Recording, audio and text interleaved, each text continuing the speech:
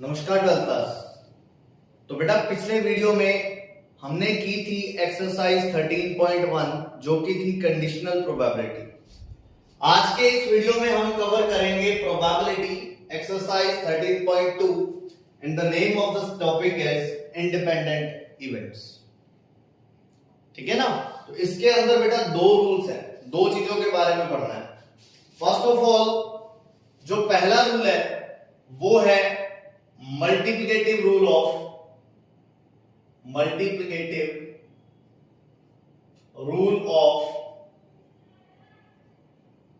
Probability.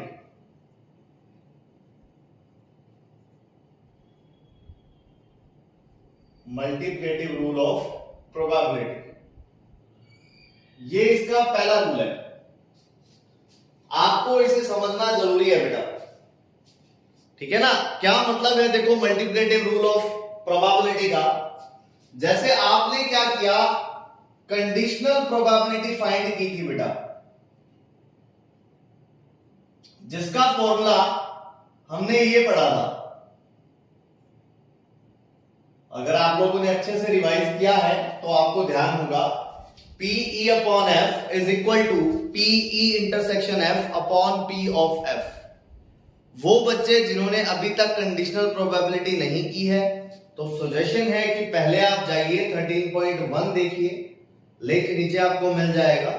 उसके बाद आप लोगों को मल्टीप्लिकेटिव रूल ऑफ प्रोबेबिलिटी पर आना है, क्योंकि किसी चीज को अगर आप बिल्कुल सिरे से नहीं करोगे तो आपको समझने में डेफिनेटली प्रॉब्लम आने वाली है। ठीक है ना।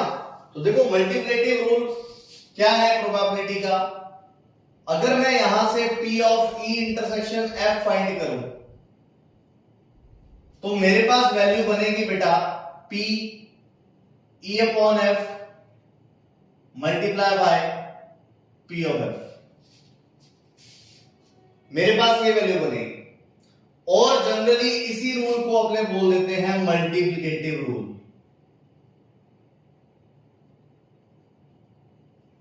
क्या बोल देते हैं? Multiplicative rule. एक एग्जांपल करते हैं, उसका मतलब समझते हैं क्या है मल्टीप्लिकेटिव रूल। सपोज मैंने आपको एक क्वेश्चन दिया बेटा, से वी हैव अ एग्जांपल, एक कार्ड पैक है आपके पास जिसके अंदर 52 कार्ड्स हैं।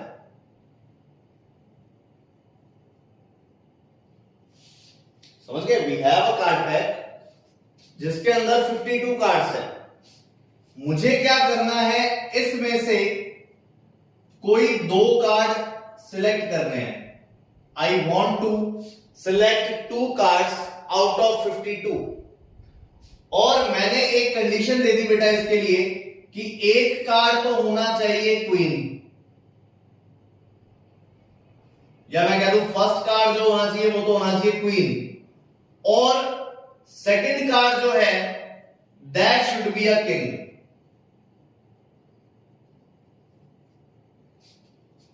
और मैंने इसके लिए कंडीशन दी, you have to do it without replacement, without replacement. ठीक है बेटा। तो ये आपका क्वेश्चन है। अब अगर बेटा मैं इसको सॉल्व करता हूं, देखो इसके सॉल्यूशन में मुझे क्या करना पड़ेगा, कैसे करना पड़ेगा, ध्यान से देखिए। मैं क्या करना चाहता हूं, मैं फाइंड करना चाहता हूं बेटा, जैसे मैंने ए इवेंट जो है उसको लेट कर लिया, that is a card of queen, और बी इवेंट जो है इसको मैंने लेट कर लिया कार्ड ऑफ किंग।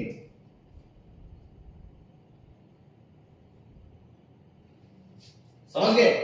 तो मैं क्या कैलकुलेट कर रहा हूं, मैं कैलकुलेट कर रहा हूं बेटा probability that one card is queen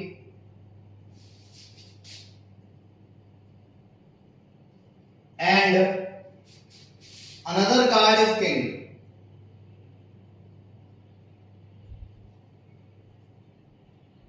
Another card is king. ये फाइंड कर रहा हूं। सबसे पहली बात तो इसको इस तरह से रिप्रेजेंट करते हैं बेटा।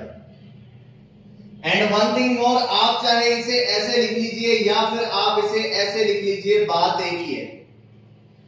अच्छे से क्लियर कर लेना ये चीज अपने दिमाग में, ठीक है ना। अब देखो मैं क्या करूंगा बेटा, पहले ए होना चाहिए तो मैंने यहां पर लिखा पी ऑफ ए।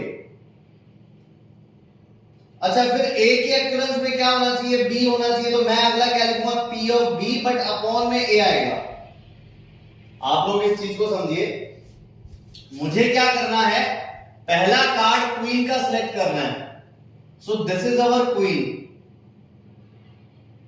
अब जब मैं क्वीन सिलेक्ट करूंगा तो उस क्वीन सिलेक्ट करने का इस पर भी कोई ना कोई इफेक्ट तो पड़ेगा, क्योंकि मैंने विदाउट रिप्लेसमेंट दिया है ना। तो इसलिए मैंने बोला किंग की प्रोबेबिलिटी अगर पहला कार्ड ए है तो। अब ये स्टेटमेंट उसी को समझ में आएगी जिसने 13.1 की है। मैंने क्या बोला, this is the probability of a, मतलब this is the probability of getting a queen. Suppose पहला कार्ड क्वीन आ गया, अब इस क्वीन के रिस्पेक्ट किंग की क्या प्रोबेबिलिटी होगी, this is what we are finding. समझ गए बात। तो मैं क्या करूंगा बेटा, सबसे पहले क्वीन की प्रोबेबिलिटी देखते हैं। आपको पता है कि 4 क्वीन होती है तो 4 आ गया, अपॉन में आएगा 13, इसका काम खत्म। समझ गए बात। अच्छा, मैंने बोला विदाउट रिप्लेसमेंट, मतलब कि जब ये वाला कार्ड निकलेगा, इस कार्ड के अंदर टोटल कार्ड अपने को लेने पड़ेंगे 51, बिकॉज आपने ये वाला कार्ड निकाला, इसको साइड में रख दिया। विदाउट रिप्लेसमेंट मतलब साइड में रखना। टोटल कार्ड बच गए 51। इन 51 में से आपको क्या करना है, एक किंग निकालना है। तो बेटा किंग हमारे पूरे थे 4 और नीचे आएगा 51, इस तरह से। तो मैंने क्या किया, दोनों प्रोबेबिलिटीज का मल्टीप्लिकेशन किया। That's why it is said to be multiplicative rule of probability. अगर मान लो कोइंसिडेंटली मुझे तीसरा कार्ड और निकालना होता तो मैं इसको ऐसे लिखता बेटा, P of A intersection B intersection C। पहला आता A की प्रोबेबिलिटी, फिर आती A के रिस्पेक्ट B की प्रोबेबिलिटी, फिर आता A और B के रिस्पेक्ट C की प्रोबेबिलिटी, फिर अपने ऐसे लिखते हैं बेटा। तो मतलब ये आगे के आगे रूल जो है वो चलता जाएगा। This is said to be multiplicative rule. अच्छा, ये तो मैंने आपको बताया मैथमेटिकली, लेकिन जनरली आप लोग सिर्फ इतना ध्यान रखो, आप कोई भी क्वेश्चन कर रहे हो, उसके अंदर सपोज एक केस बना, उस केस के अंदर फिर से केस बनते गए, तो ये सारे होते हैं मल्टीप्लाई, ठीक है ना। अब जैसे मान लो मैंने बोला बेटा एक थैला है, एक बैग है ना, उस बैग के अंदर कुछ बॉल्स है। तो जब आप क्या करोगे, बैग में से बॉल निकालोगे तो सबसे पहले बैग सिलेक्ट करना पड़ेगा, ठीक है। अब इसका सब केस क्या है, पहले मैंने बैग सिलेक्ट किया, फिर सब केस क्या बनेगा, मैंने बॉल सिलेक्ट की। तो इस तरह से जब कभी भी केस और सब केस दिए हो वो तो होते हैं multiply. This is said to be multiplicative rule of probability. अगर आपको पहला केस, दूसरा केस, तीसरा केस इस तरह से दिए हुए हैं तो उसको बोलते हैं एडिटिव रूल ऑफ प्रोबेबिलिटी। मैं एक एग्जांपल देता हूं आपको। जैसे मान लो मैंने बोला हमारे पास 2 बैग हैं, this is our first bag जिसके अंदर मान लो 5 रेड बॉल है और 6 ब्लैक बॉल है। इसी तरह से मेरे पास एक बैग और है, इस बैग के अंदर क्या हुआ, मैंने बोला कि 6 रेड बॉल है और 5 ब्लैक बॉल है ना। ये बॉल अपने को गिवन है।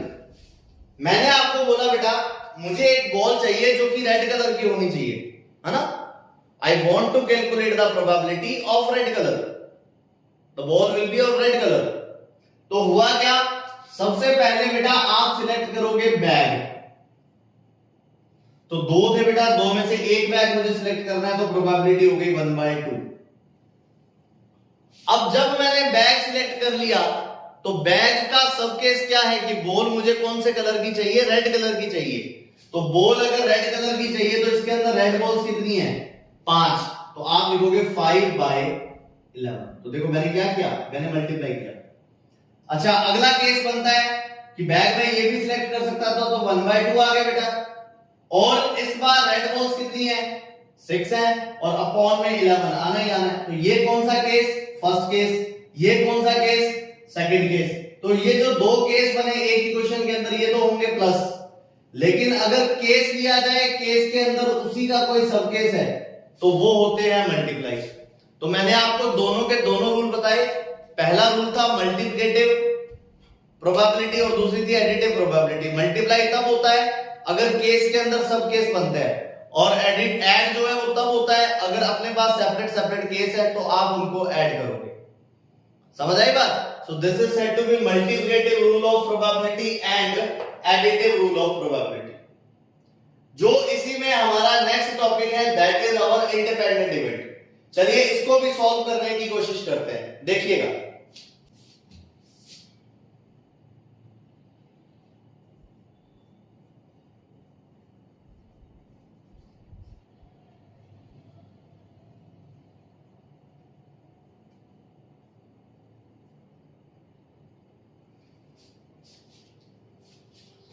देखिए अगला है इंडिपेंडेंट इवेंट्स। तो ये भी बेटा बड़ा ही आसान है, ध्यान दीजिए इधर। देखो मैंने यहां से P of E intersection F की वैल्यू निकाली। मेरे पास वैल्यू जनरेट हुई P of F multiply by P of E upon F। अब हमें ये पता है कि ये वाली जो प्रोबेबिलिटी है ये क्या इंडिकेट करती है। अगर मैं इसको पढ़ूं तो इसका मतलब था probability of E when F is already done। मतलब कि E की प्रोबेबिलिटी जो थी वो F पर डिपेंड करती थी। लेकिन मैं बात कर रहा हूं इंडिपेंडेंट इवेंट्स की। कहने का मतलब अगर ये E F पर डिपेंड नहीं करता तो अपने उसको क्या बोलते हैं, इंडिपेंडेंट इवेंट्स बोलते हैं। और इसका फॉर्मूला बनता है P of E intersection F is equal to P of F multiply by P of E। कहने का मतलब पहले हम जो लगा रहे थे E के अपॉन में F, वो इसलिए लगा रहे थे क्योंकि ये जो E है ना वो F पर डिपेंड करता था। लेकिन फिलहाल मैं कह रहा हूं कि ये जो E है वो F पर डिपेंड नहीं करता। तो अगर ये E F पर डिपेंड नहीं करेगा तो इसकी नीचे कोई जरूरत नहीं है। तो इसलिए मैंने इसको हटा दिया और हमारा फॉर्मूला बना ये वाला। तो इंडिपेंडेंट इवेंट्स के लिए बेटा आपको दो तीन चीजें और ध्यान रखनी है। जैसे आपका जो P E अपॉन F है वो डायरेक्टली इक्वल हो जाता है P ऑफ E के, नीचे F की जरूरत नहीं पड़ती। रीजन मैं आपको बता चुका हूं, ठीक है ना। इसी तरह से मान लो जो P of F upon E होगा, तो F अगर E पर डिपेंड नहीं करेगा तो this will be directly equal to P of F। ये चीज होती है बेटा। अच्छा, फिर एक बड़ा ही इंपॉर्टेंट रूल है। देखो, if E and F are independent, अगर E ऑफ F जो है वो दोनों के दोनों क्या है, इंडिपेंडेंट है, then A dash and B dash are also independent. इस चीज को आप लोग ध्यान रखें। हालांकि मैं इसको प्रूफ करवा सकता हूं बट हमारे काम का नहीं है, तो अपने टाइम वेस्ट नहीं करेंगे उस चीज पर। E and F are independent, मतलब कि ये हुआ ऊपर वाला फॉर्मूला कि P E intersection F equal है किसके, P of E into P of F के। तो आप लोग ध्यान रखोगे कि P of E dash intersection F dash जो होगा वो भी इक्वल होगा P of E dash multiply by P of F dash. ये लीजिए बेटा, ये दो फॉर्मूले हैं मेनली इसमें, जिनको बोला जाता है इंडिपेंडेंट इवेंट। अच्छा, अब आप लोग ध्यान रखिएगा बेटा, जो मल्टीप्लिकेटिव रूल है या फिर एडिटिव रूल है वो तो आप करोगे बड़े सिंपल तरीके से। जैसा कि मैंने आपको बताया कि अगर केस बन रहा है और उसके अंदर सब केस है तो दोनों मल्टीप्लाई, है ना। कुछ भी लिखने की जरूरत नहीं है, सिंबलाइज करने की जरूरत नहीं है, उसको अपने डायरेक्ट करेंगे जितने भी क्वेश्चन करेंगे। अच्छा, अगर आपसे पूछा हुआ है कि इंडिपेंडेंट है या नहीं है, तो आपको ये चीज प्रूव करनी है। P of E intersection F find करना हमने 13.1 में सीखा था। P ऑफ E और P ऑफ F फाइंड करना भी हमने 13.1 में सीखा था। तो हम क्या करेंगे, left hand side as well right hand side दोनों कैलकुलेट कर लेंगे।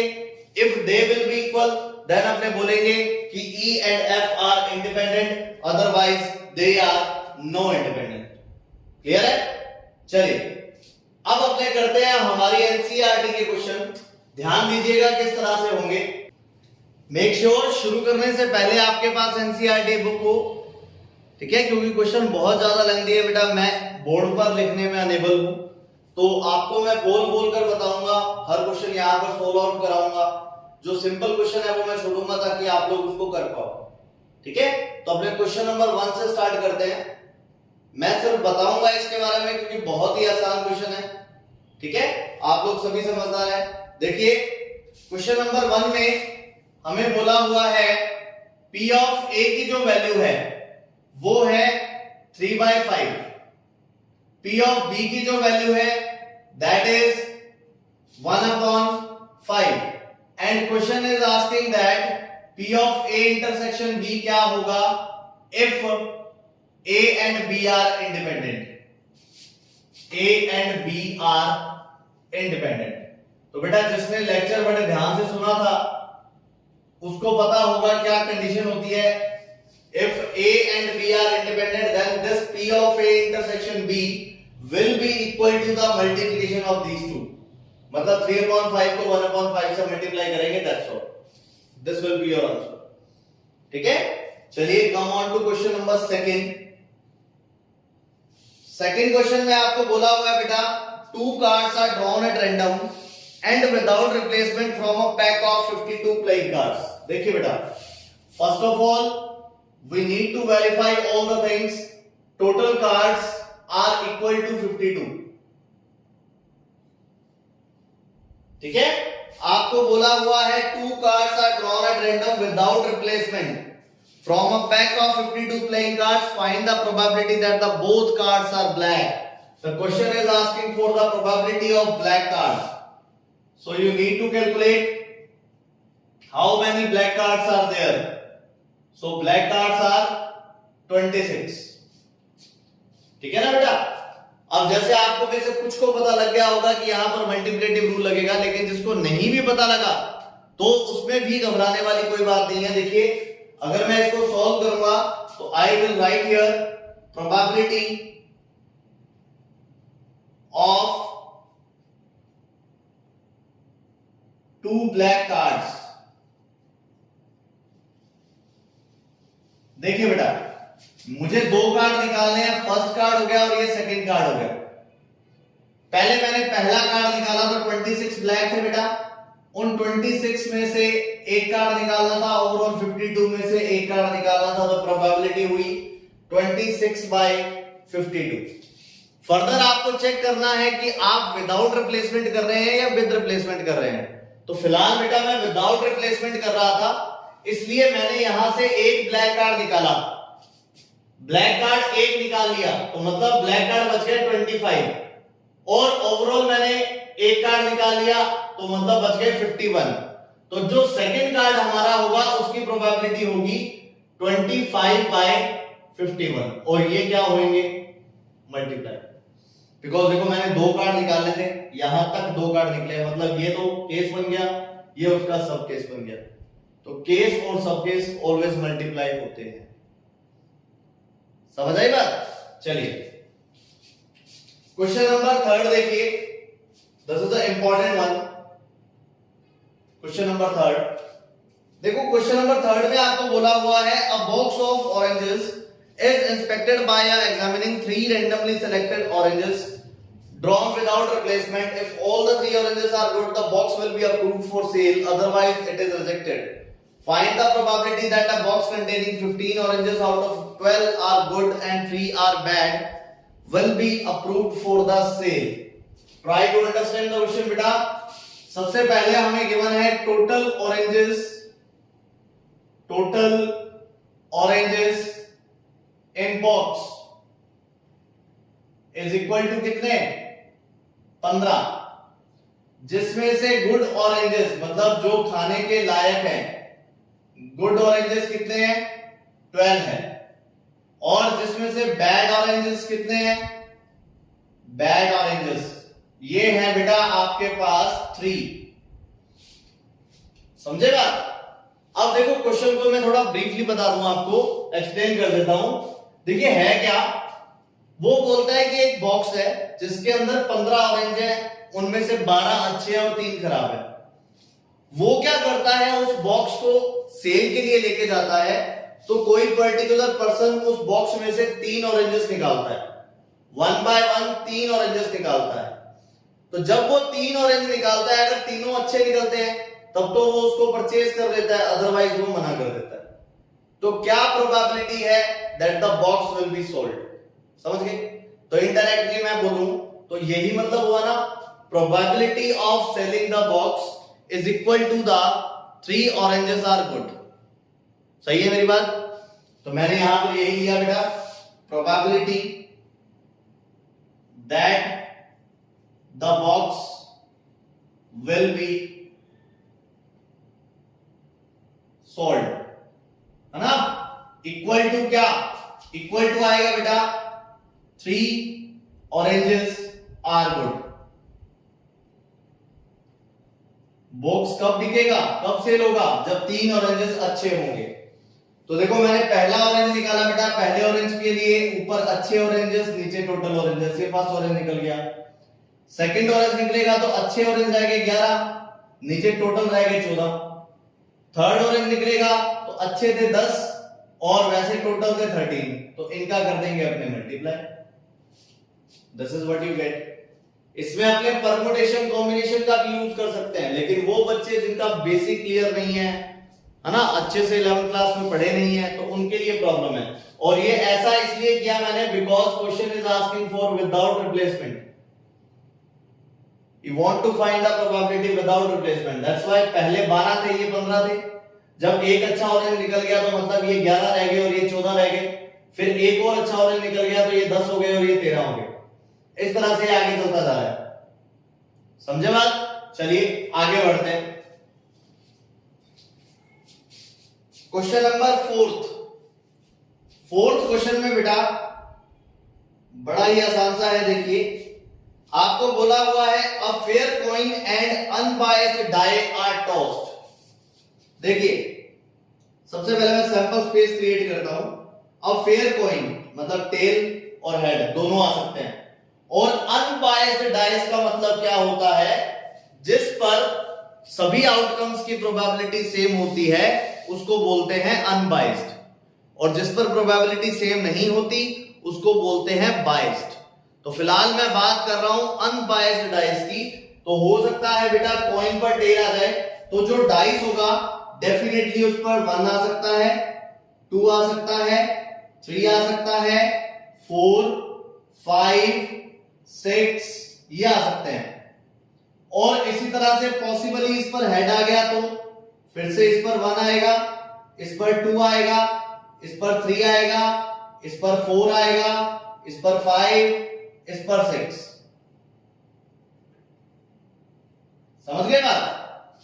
तो इस तरह से टोटल हमारे पास कितने आउटकम बनेंगे? Outcomes are 12। We will get 12 outcomes. समझ गए बात? अच्छा फिर इवेंट ए की बात करता हूं बेटा। सब कुछ गिवन है आपको, नॉट नीड टू वरी। देखिए let A be the event head appears on the coin. वो बोल रहा है ए जो है वो ऐसी इवेंट है कि कॉइन पर हेड आना चाहिए। कॉइन पर हेड आने का मतलब H1, H2, H3, H4, H5, H6 coin पर आना चाहिए हेड। मतलब अगर मैं इसकी प्रोबेबिलिटी कैलकुलेट करूं तो P of A is equal to बेटा 6/12, मतलब आंसर आएगा 1/2 like outcome over total outcome. समझ गए बात? अच्छा फिर मैं अगर B की बात करूं, वो भी अपने को गिवन है। देखो B be the event 3 on the die. B वो क्या बोल रहा है, ऐसी इवेंट है कि डाई पर 3 आना चाहिए। अच्छा डाई पर 3 आना चाहिए मतलब मुझे कॉइन से कोई मतलब नहीं है, टेल 3 हो गया और हेड 3 हो गया। अगर मैं प्रोबेबिलिटी कैलकुलेट करूंगा देन ये बनेगी again 2/12 which is equal to 1/6। समझ आया? चलिए आगे बढ़ते हैं। फिर बात करते हैं A इंटरसेक्शन B की। कॉमन देख लीजिए इसमें क्या है, I think x3 will be the common जो दोनों में है। तो इसकी अगर मैं प्रोबेबिलिटी कैलकुलेट करूंगा तो P of A intersection B होगा बेटा 1/12। क्यों फाइंड किया मैंने इंटरसेक्शन? बिकॉज क्वेश्चन में ये बोला हुआ है आपको चेक करना है कि ये जो A और B है वो आपस में इंडिपेंडेंट है या नहीं है। तो what I told you that P of A intersection B will be equal to P of A multiplied by P of B in independent events। Independent events में A intersection B, P of A और P of B ये दोनों equal होते हैं। तो मैं check करता हूं बेटा P of A intersection B equal to 1/6 into 1/2 will be equal to 1/12। सही है? और यही same value P of A into P of B की भी है। तो मतलब अपने क्या बोलेंगे that A and B are independent events. Independent events समझ गए? इस तरह से बेटा इस क्वेश्चन को सॉल्व किया जाता है। अब जो क्वेश्चन नंबर 5 है आपका, क्वेश्चन नंबर 6 है, ये आप लोग बाय सेल्फ करेंगे, खुद करेंगे, कोई दिक्कत नहीं आएगी। जो क्वेश्चन नंबर 5 है वो तो बिल्कुल एज इट इज ऐसा ही है, और जो क्वेश्चन नंबर 6 है that is your question number 1। तो आप इनको बड़े आराम से कर सकते हैं। तो अपनों ने 1 से लेकर 6 तक क्वेश्चन कर लिए। आगे बढ़ता हूं, देखिए क्वेश्चन नंबर 7। चलिए बेटा हम बात कर रहे थे क्वेश्चन नंबर 7 की। इस क्वेश्चन नंबर 7 में हमें दिया हुआ है given that the events A and B such that P of A is equal to 1/2। इसी तरह से आपको दिया हुआ है P of A union B is equal to 3/5। इसी तरह से आपको दिया हुआ है P of B is equal to small p। ठीक है ना? Find P if they are mutually exclusive और independent। दोनों के दोनों क्वेश्चन पूछे हुए हैं। फर्स्ट ऑफ ऑल अपने करते हैं if A and B are mutually exclusive। तो फिर से मैं वही बात रिपीट करता हूं, जो पढ़ा है उसको पता होगा what are the mutually exclusive. Mutually exclusive का मतलब है कि P of A intersection B की वैल्यू कितनी आती है? 0 आती है। समझ गए ना? तो P A इंटरसेक्शन B का फॉर्मूला ये भी आपको मैंने बताया था कि फॉर्मूला होता है P of A plus P of B minus P of A union B is equal to 0। अब मैंने 1/1 वैल्यू पुट की तो P ऑफ A की वैल्यू आई 1/2, P ऑफ B की वैल्यू आई small p, P of A union B की value आई 3/5 इक्वल टू 0। अब जब आप इसको सॉल्व करोगे तो P तो एज इट इज पड़ा है, और इन दोनों को सॉल्व करेंगे तो बेटा -1/10 इक्वल टू 0 का 0। समझ आई बात? फिर यहां से अगर अपने P की वैल्यू कैलकुलेट करें दैट विल बी 1/10। तो ये हमारा फर्स्ट केस था जो इस तरह से सॉल्व करना था। सेकंड केस से इसका कोई लेना देना नहीं है। अब मैं ट्राई करता हूं सेकंड केस सॉल्व करने की। उसमें बोला है बेटा if A and B are independent. उसमें ये बोला हुआ है। अच्छा, फिर इंडिपेंडेंट की कंडीशन लगानी पड़ेगी। उसके according P of A intersection B will be equal to P of A multiply by P of B। P of A intersection B की जो वैल्यू है वो वैल्यू होती है बेटा P of A plus P of B minus P of A union B equal में P of A into P of B चल ही रहा है। फिर P ऑफ A की वैल्यू 1/2, P ऑफ B की value small p, P of A union B की value 3/5 equal का equal, P of A की value again 1/2, P of B की वैल्यू अगेन स्मॉल p। अब जब मैं इसको सॉल्व करूंगा तो ये तो बन गया p माइनस 1/10 और ये बन गया बेटा 1/2p। तो दोनों को सॉल्व किया, यहां से p की वैल्यू मेरे पास कितनी आएगी, मेरे पास वैल्यू बनेगी 1/5। समझ आई बात? तो इस तरह से आप लोग p की वैल्यू कैलकुलेट कर सकते हो। This is your question number 7। चलिए अब थोड़ा सा नोट कीजिए बेटा, क्वेश्चन नंबर 8, 9, 10 और 11 टिल 11 है ना, सारे के सारे क्वेश्चन सेम है। मैं आपको बता रहा हूं क्वेश्चन नंबर 11, देखिएगा। देखो क्वेश्चन नंबर 11 में क्या है, आपको गिवन है कि given to independent events A and B such that P of A की वैल्यू यहां पर गिवन है 0.3, P ऑफ B की वैल्यू 0.6। अच्छा उसने ये भी बोला है, वो बोलता है कि A and B are independent, A and B are independent, ये भी बोला हुआ है बेटा। अच्छा ये अगर इंडिपेंडेंट है तो आपको क्लियर कट पता लग गया होगा कि P of A intersection B की वैल्यू कितनी होगी, P of A multiply by P of B होगी। तो मैंने यहां पर वैल्यू पुट करेंगे, P of A intersection B will equal to P of A की वैल्यू 0.3 है एंड P ऑफ B की वैल्यू 0.6 है, तो मतलब आंसर आ जाएगा 0.18। समझ आया? ये अपने को गिवन था A and B are independent, तो P of A intersection B का फॉर्मूला मैंने अप्लाई किया, अप्लाई करने के बाद मुझे रिजल्ट मिला ये वाला, तो आंसर आया 0.18। जैसा कि इसका पहला क्वेश्चन था वहां लिखा हुआ था P of A and B। ध्यान रखिएगा, and is stand for the intersection and or is stand for the union. ठीक है, तो इस तरह से आप लोगों को ये चीज ध्यान रखनी है। चलिए दूसरा देखते हैं बेटा। सेकंड जो है उसके अकॉर्डिंग वो बोल रहा है P A but not B।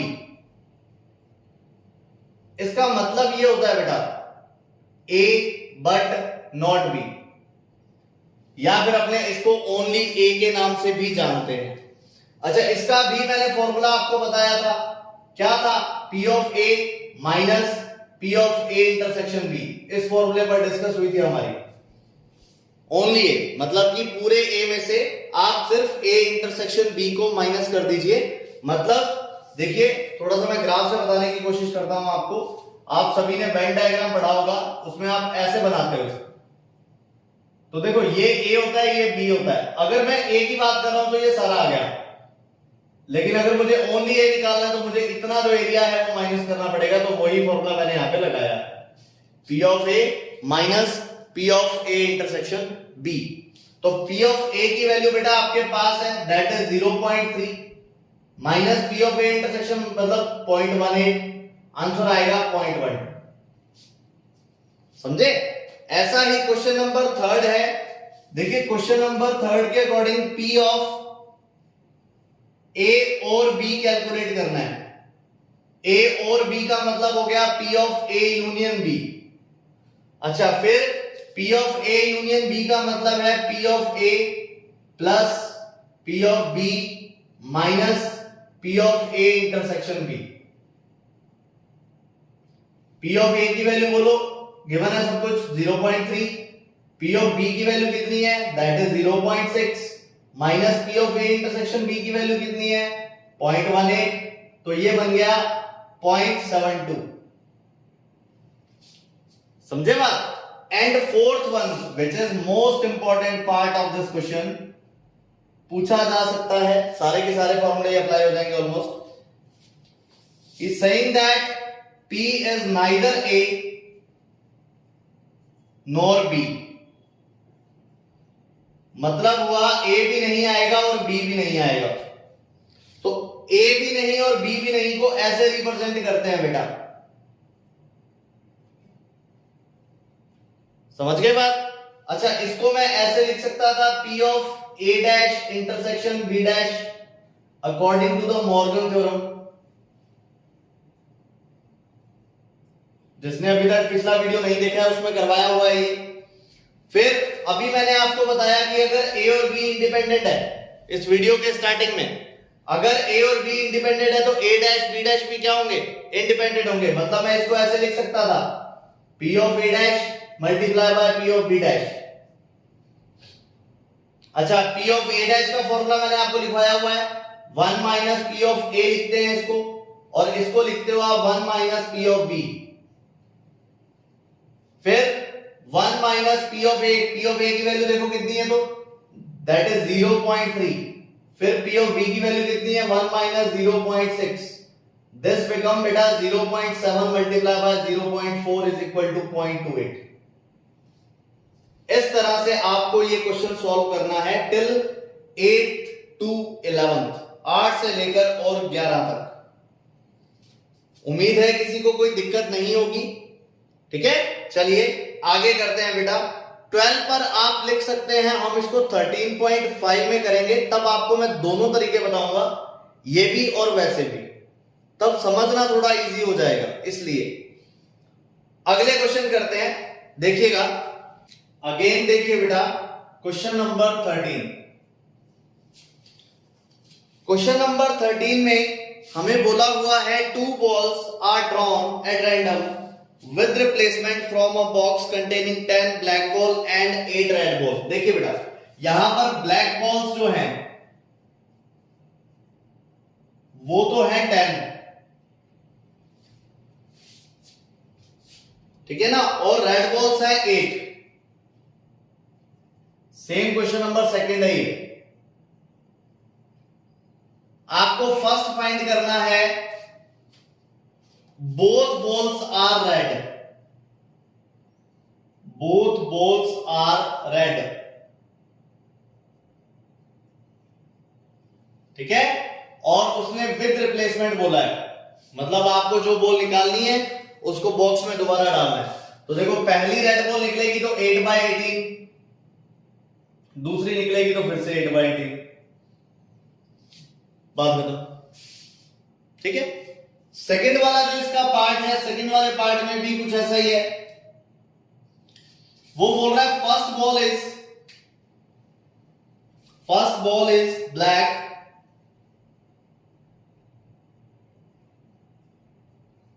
And second ball is red, ये बोल रहा है। फर्स्ट बॉल ब्लैक का मतलब हो गया 10/18, सेकेंड बॉल रेड का मतलब हो गया 8/18। Fine, first ball second ball, 2 ball निकालनी थी, तो जब तक 2 पूरे नहीं हो जाते तब तक वो केस और सब केस बनेंगे, मतलब मल्टीप्लिकेटिव रूल लगेगा, है ना, इस तरह से। चलिए थर्ड वन बोल रहा है वो 1 is black and another is red,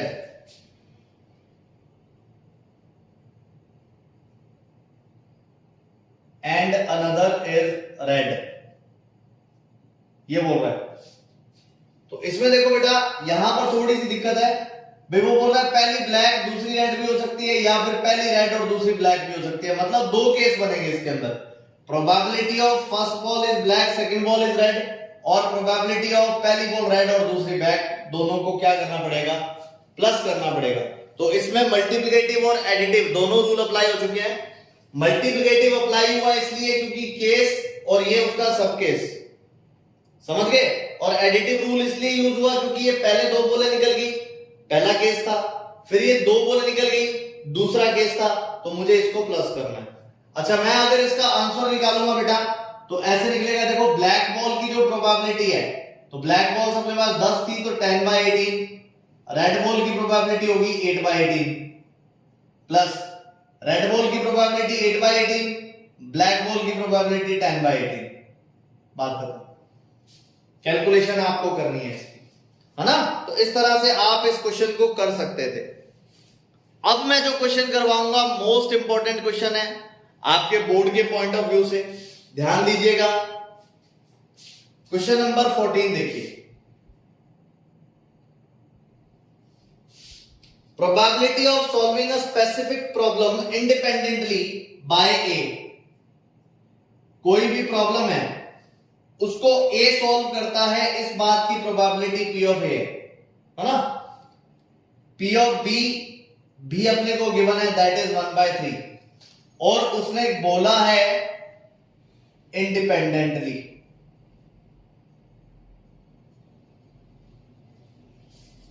मतलब इवेंट्स जो है वो इंडिपेंडेंट है, आपस में एक दूसरे पर डिपेंड नहीं करती। चलिए, फिर वो बोलता है both try to solve the problem independently, find the probability that. देखिए पहला क्वेश्चन उसने बोला probability that the problem is solved, problem is solved. इस बात की क्या प्रोबेबिलिटी है कि प्रॉब्लम सॉल्व हो जाएगी। अब बेटा आप लोग यूज करो आपका कॉमन सेंस। देखो वो बोल रहा है कि प्रोबेबिलिटी सॉल्व होनी चाहिए, मतलब प्रॉब्लम सॉल्व होनी चाहिए। इससे कोई फर्क नहीं पड़ता कि उसको ए करे या बी करे, उसको सिर्फ मतलब है अपनी प्रॉब्लम से।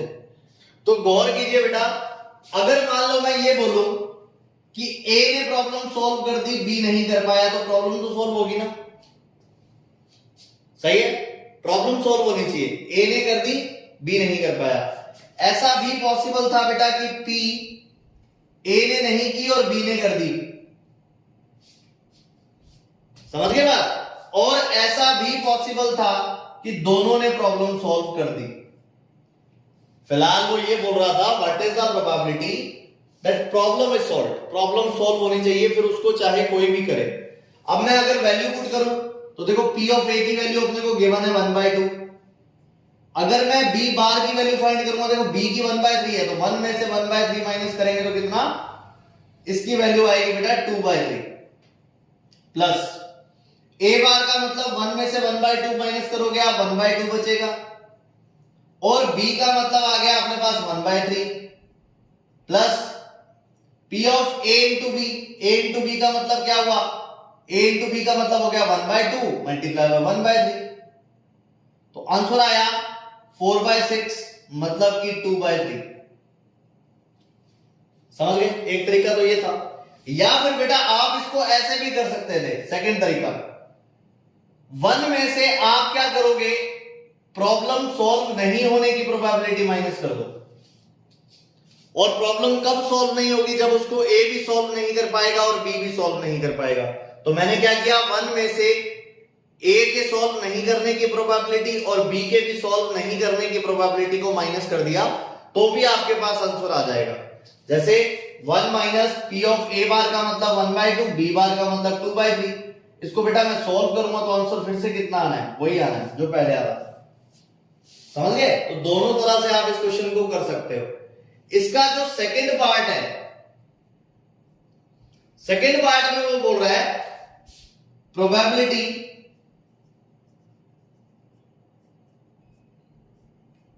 That one of them being solve this problem, दोनों में से कोई भी एक प्रॉब्लम को सॉल्व कर देगा। दोनों में से कोई भी एक, मतलब कि हमें सिर्फ इतना आउटकम चाहिए, दोनों में से कोई एक। तो हो सकता है उसको ए सॉल्व कर दे, बी ना कर पाए, या फिर उसको ए सॉल्व नहीं कर पाया और बी कर देगा। तो आपको सिर्फ ये वाले 2 पॉइंट ऐड करने हैं और आंसर आ जाएगा बेटा 1/2। समझे बात। तो ये बेटा आपकी थी 13.2। इसमें अभी 2 क्वेश्चन जो बाकी हैं वो आपको बाय सेल्फ करने हैं, खुद करोगे। कोई डाउट हो तो वीडियो के नीचे कमेंट छोड़ सकते हो या फिर मुझे व्हाट्सएप पर मैसेज कर सकते हो, आपको इसका आंसर मिल जाएगा या सॉल्यूशन मिल जाएगा। ठीक है, तो हमने कहां तक कर लिया, हमने कर लिया 13.1 एज वेल 13.2।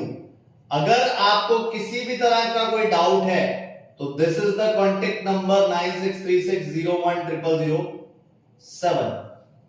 आप इस पर मुझे व्हाट्सएप कर सकते हैं, आपको आपकी क्वेरी का आंसर मिल जाएगा। So thank you very much, have a nice day.